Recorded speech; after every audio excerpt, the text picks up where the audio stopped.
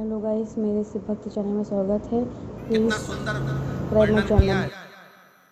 जिसके उदर से जुड़ी हुई जो प्रॉब्लम रहती है, उदर में अगर कोई तकलीफें रहती, एक पत्र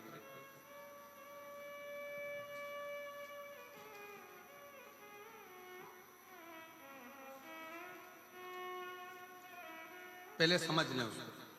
जिसके उदर में जो प्रॉब्लम रहती है, उदर से जुड़ी हुई, पेट से जुड़ी हुई, पेट में अगर कोई तकलीफ है, उदर से जुड़ी हुई तकलीफ है, बहुत सारी बीमारियां पेट से उत्पन्न होती हैं। तो वो अगर पेट से जुड़ी हुई कोई गांठ पड़ गई, बच्चादानी में गर्भस्थ कोई गठान आ गई, या पेट से जुड़ी हुई कोई प्रॉब्लम, या किसी स्त्री का गर्भ ठहरता है, अंदर ही मर जाता है, बच्चा पूरा बन नहीं पाता, डॉक्टर कह देते हैं कि इसका अबॉर्शन करा दो, उस समय पर बहुत ध्यान दीजिएगा कि बेलपत्र के वृक्ष के नीचे की मिट्टी, बेलपत्र के वृक्ष के नीचे की मिट्टी, उस मिट्टी का स्पर्श मात्र, उसकी रज अगर पेट पर लगाना प्रारंभ करा जाए, या बेलपत्र के वृक्ष की मिट्टी को गीला कर कर अगर मस्तक पर तिलक भी करना प्रारंभ करा जाए, तो उदर से जुड़ी हुई प्रॉब्लम समाप्त होती चली जाती है, गांठ भी धीरे धीरे गलना प्रारंभ होती।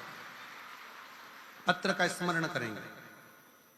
मोनिका मैया, सतबीर मैया, मोची वाली, सिरसा, कहीं बैठी हो तो हाथ हिला सकते हैं। आप ही हैं, आ जाओ, एक बेलपत्र ले जाना, जाइए। मोची वाली, सिरसा, मेरा मोबाइल नंबर ये। एक लोटे जल का मैं क्या वर्णन करूं गुरुदेव, मेरे पास तो शब्द ही नहीं है।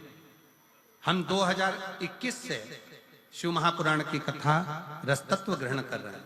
मेरे गर्भाशय में गठान हो गई थी। पिछली बार जब हम सिरसा में कथा को सुन रहे थे, तब मैंने भोले बाबा से विनती करी, मेरा गर्भाशय की गठान ठीक कर दो। गुरुदेव, जब हम कथा श्रवण कर कर गए तो मेरे बाबा ने मेरी गठान तो ठीक नहीं करी, पर मेरा मन अंदर से कचोट गया। किस सीहोर वाले गुरुजी कहते हैं कि कथा सुनो तो दुख मिटता है, पर बाबा ने तो मेरी गर्भाशय की गठान तो ठीक करी ही नहीं। मन में थोड़ा सा भाव आया।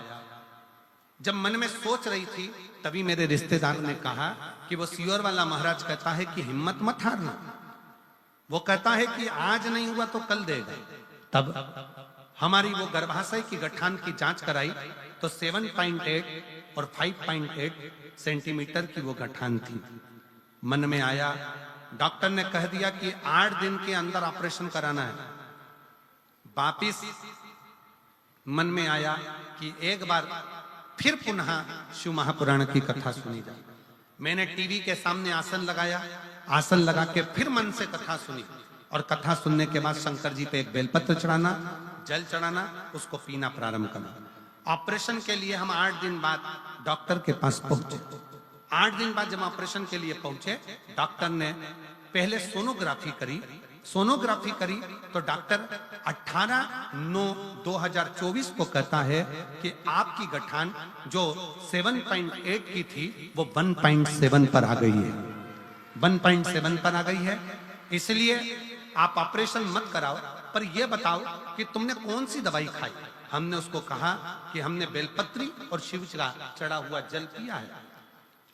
डॉक्टर खुद आश्चर्य में भर गया, अब ये क्या हो गया। सिरसा में आपकी दूसरी कथा हो रही है, जिसको सुनने के लिए मैं पंडाल में बैठी हूं। मैंने बाबा से प्रार्थना करी। जब आपने माइक पे बोला कि सिरसा में कथा है, मैं बाबा से रोज प्रार्थना करती थी, बाबा मेरा ऑपरेशन मत होने देना, कुछ भी हो, मैं सिरसा की जो कथा होगी ना बाबा पूरी सुनूंगी, बस एक कृपा कर दे, मेरे गर्भाशय की गठान समाप्त कर दे। मैं सिरसा में 17 तारीख को यहाँ पहुंची हूँ। उसके एक दिन पहले मैंने 16 तारीख को जांच कराई, तो डॉक्टर भी आश्चर्य में है कि मेरे शरीर की गांठ पूरी गल चुकी है। मैं बाबा को प्रणाम करने के लिए यहाँ पर आई, मैं बाबा को नमन करने के लिए। शिव तत्व हम फिर निवेदन करेंगे, डॉक्टर शंकर का एक रूप है। डॉक्टर जो दवाई दे उसको पाओ, उसको खाओ। डॉक्टर बोले जांच कराओ, जांच कराओ, पर साथ में शंकर का किया हुआ भरोसा दड़ी बनाओ। शिव तत्व को दड़ी बनाई, शंकर के भरोसे को दड़ी बनाई। शिव का भरोसा दृढ़ होना चाहिए।